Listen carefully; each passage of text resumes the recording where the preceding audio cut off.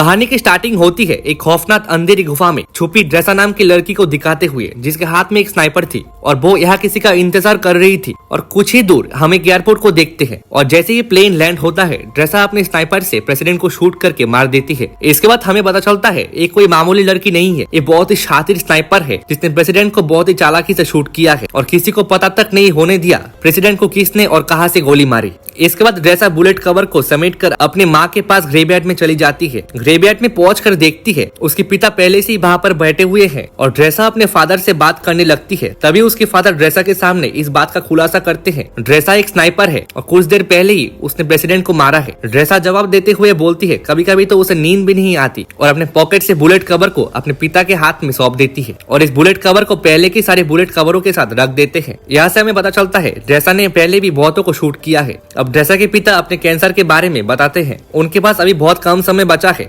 मैं बस कुछ ही दिनों का मेहमान हूँ, अगर आने वाले दिन मैं नहीं मरा तो मैं वैलेंटाइन के दिन अपने आप को मार लूंगा। इस बात को सुनकर ड्रेसा के पैरों तले जमीन घिसक जाती है, लेकिन वो अपने पिता को ऐसा करने के लिए मना करती है।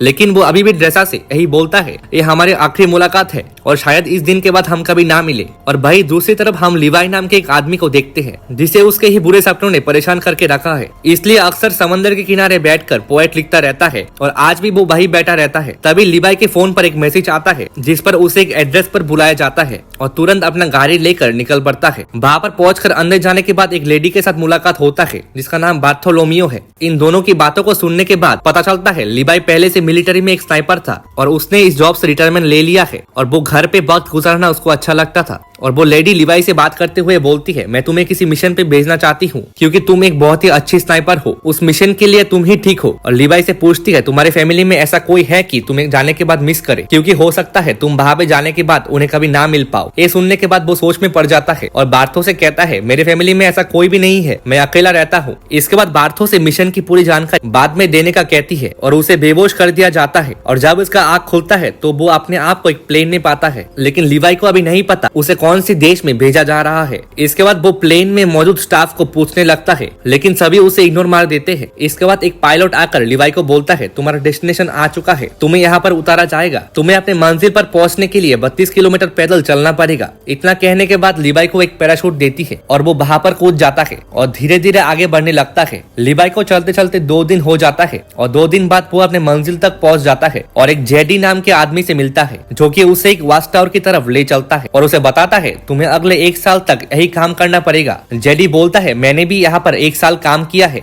मेरा टाइम खत्म हो चुका है, इसलिए अब तुम्हें ही ये काम सौंपा गया है। लेकिन लिवाई को समझ में नहीं आ रहा था उसे क्या काम करना पड़ेगा और वो जेडी से पूछता है। जेडी उसे बोलता है यहाँ पे एक गहरी सी खाई है जिसे जॉर्ज नाम दिया गया है, तुमको इसी की पहरेदारी करना है और कुछ भी करना नहीं है। और यहाँ के रूल्स के बारे में बोलता है, यहाँ पे तुम महीने पे 1 बार बाहर के लोगों से कांटेक्ट कर सकते हो और इस टावर का नाम वेस्ट टावर है। दूसरी तरफ एक और टावर भी मौजूद है जिसका नाम ईस्ट टावर है। वहाँ के लोगों से कोई भी बातचीत करने की जरूरत नहीं है क्योंकि तुम्हारा काम इस टावर को प्रोटेक्ट करना है। और साथ ही टावर वाले अपने मिशन पर ही फोकस रखते हैं और आगे एक ऑटोमेटिक गन भी है जिसको हर रोज रिलोड करना होगा अगर गोली नहीं रहा तो। और नीचे बहुत माइंस भी लगे हैं, अगर उनमें ब्लास्ट हुआ तो उन माइंस को भी ठीक करना पड़ेगा। इन सब बातों को सुनकर वो और भी कॉन्फ्यूज हो जाता है, आखिर उसका मिशन है भी तो क्या है। और वो जेडी से पूछता है क्या मेरा काम जॉर्ज के करीब आने वाले लोगों को रोकने का है। जेडी बोलता है नहीं, जो चीज जॉर्ज के अंदर है उसको ऊपर आने से रोकना है। फिर जेडी एक बॉम्ब को जॉर्ज के अंदर फेंकता है और ब्लास्ट होने के बाद एक भयानक साउंड बाहर आता है जो कि एक मॉन्स्टर की तरह लग रही थी। और यहाँ पे हमें जॉर्ज के असली रहस्य के बारे में पता चलता है, इसके अंदर कोई मामूली चीज नहीं है, कुछ खौफनाक चीज छुपा हुआ है। इसके बाद जेडी लिवाई से कहता है जो चीज जॉर्ज के अंदर छुपा है उसे हेलोवीन कहा जाता है, तुम्हें उन्हें किसी भी हालत में ऊपर आने से रोकना होगा। ऐसा कहा जाता है 1940 में 3 बटालियन नीचे गए थे लेकिन वो कभी वापस नहीं आए। फिर वो लिवाई को स्ट्रेट ऑक अलार्म के बारे में बोलता है, जिस दिन वो अलार्म बज जाएगा तो तुम बिना कुछ सोचे समझे तुम किसी तरह यहाँ से भाग जाना। हालांकि जेडी को भी नहीं पता ऐसा क्यों बोला गया है, लेकिन मुझे जो पता है मैं वही तुम्हें बता रहा हूँ। और सामने वाले टावर पे देखने पर पता चलता है वहाँ किसी नए अफसर का अपॉइंट हुआ है